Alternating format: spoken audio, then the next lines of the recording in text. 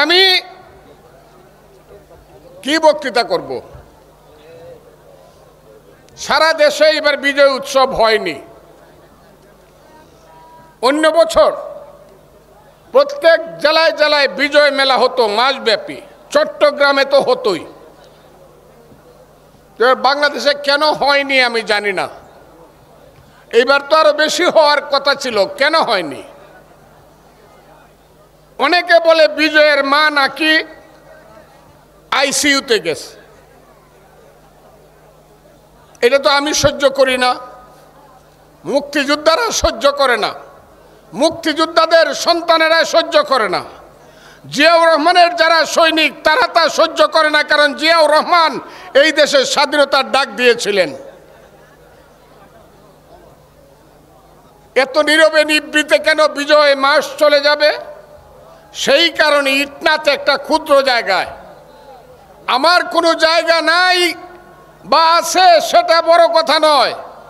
ইটনা হইল আমার 2 বিঘা জমি, শুধু বিঘে 2 ছিল মোর ভুই আর সবিঘে রে।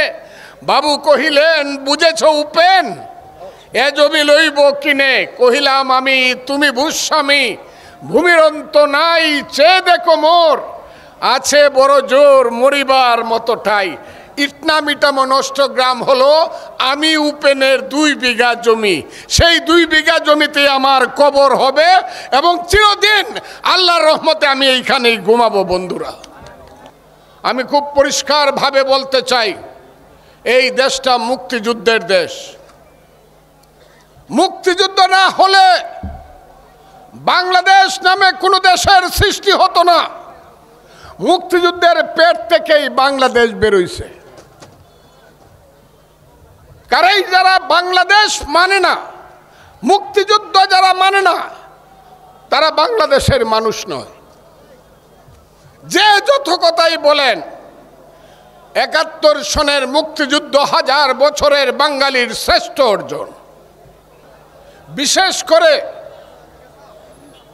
ব্রিটিশ সাম্রাজ্যবাদের 200 বছর নীল সাহেবদের অত্যাচারে জর্জরিত হয়ে আমাদের মায়েরা বোনেরা কেঁদে কেঁদে ছড়া বলতো, ছেলে ঘুমালো, পাড়া জোড়ালো, বর্গি এলো দেশে, বুলবুলিতে ধান খেয়েছে, খাজনা দিব কিসে?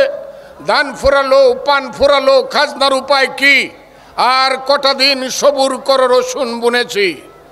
আমার মা বোনের অশ্রুজল মুছিয়ে দেওয়ার জন্য শত শত বছর যাবত আমাদের পূর্বপুরুষেরা বিদেশিদের বিরুদ্ধে যুদ্ধ করেছে এবং 1971 সনের মুক্তিযুদ্ধে আমরা বাঙালি জাতি, 7.5 কোটি বাঙালি জাতি, আমরা ঐক্যবদ্ধভাবে যুদ্ধ করে এই দেশের পূর্বাকাশে ঝলমল করে স্বাধীনতার রক্তিম সূর্য উদিত করেছি।